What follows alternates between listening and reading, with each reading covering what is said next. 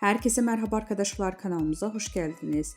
Mert Ramazan Demir ve Afra Saraçoğlu bu hafta magazin dünyasında zirvede yerleşti.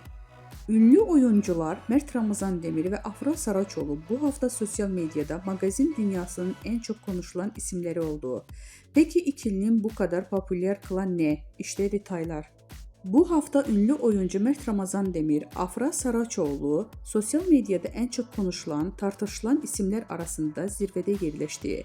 Hem kariyerlerinde hem de özel yaşamlarında dikkat çeken gelişmeler yaşayan Demir ve Saraçoğlu takipçiler ve magazin dünyasında merak içinde bırakmaya devam ediyor. Mert Ramazan Demir son dönemdeki projeleriyle adından sıkça söz ettiriyor.